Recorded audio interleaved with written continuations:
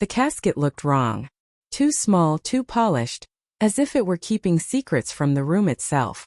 Its shadow stretched longer than it should have, and I couldn't stop staring. The air smelled of lilies wilting in their vases, mixed with the weight of old timber and polish. People cried. Their sobs curled into the corners where grief usually lived, but there was something else moving beneath it, a current I couldn't put words to. My phone vibrated. A message spilled across the screen, sharp as a pulse under glass. "I'm not dead. That's not me in the casket." His number. His voice, as if he were whispering into my ear. The air caught in my throat and refused to leave.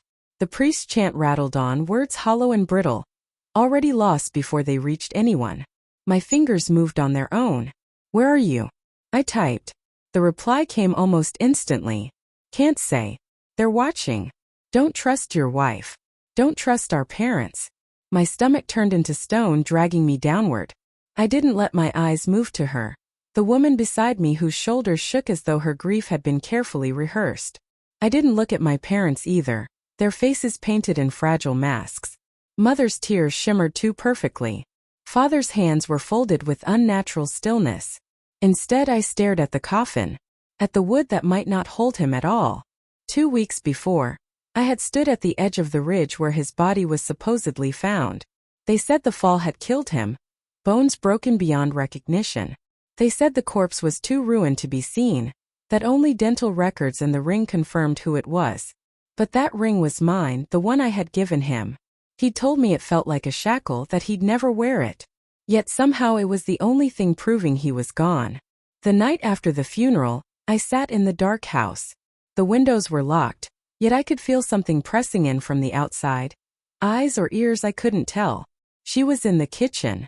My wife. His childhood friend. Her voice floated toward me, low, even speaking to herself while she made tea. Too calm. Too steady. The kind of quiet you only have when you've already let go. I watched her shadow flicker against the stove light. The tea never came. She stood frozen there, staring at nothing. Later, I opened the drawer he used to keep locked. Inside were letters, sketches, photographs. One of them showed the two of them with arms wrapped too tightly around each other. Her handwriting scratched a date on the back. Just a week before our wedding anniversary. Beneath it, a birth certificate. Mine, or what I thought was mine. Except the name wasn't mine at all. It was his. I searched deeper. Another envelope. A hospital bracelet. A second certificate. The details blurred, altered, smeared. He was born minutes before me, or maybe after. Or maybe not at all. We weren't just twins. We had been switched, duplicated, rewritten into something unnatural. I remembered the night he'd come home drunk, muttering half-sentences I had dismissed. "You're not who you think you are." I thought it was the liquor speaking. Now I heard it differently. A warning. My phone buzzed again. "They lied to us. You were meant to die." I switched backs. The body wasn't mine. Ice spread through my chest. My life split open, seams unraveling. Everything I had known beginning to feel false. I looked at her. Truly looked. The way she flinched whenever I spoke his name. How lately she had stopped meeting her own eyes in the mirror. I searched our closet and found a hiking bag. Not his. Not mine. Packed neatly for a trip no one had taken. At the bottom, a burner phone. Its battery was dead, but once it came alive, the records were clear. 3 calls, 1 outgoing. To her. Made the night before he was declared dead. I drove through fog-thick roads to the cabin we had known as boys. The forest pressed close, the lake crouched still as glass. The cabin smelled of dust, old tobacco, and memory. I waited. Then came the knock 3 times slow. When I opened the door, it wasn't him. Not exactly. A man stood there, wearing his face but marked by years that hadn't been mine to witness.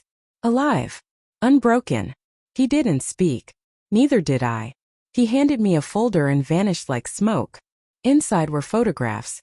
My wife, my parents, gathered in strange rooms with men I'd never seen before.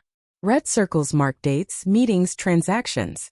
My name scribbled beside something called Control Subject B. My hand shook as I turned the pages. And then he was gone. Now I play along.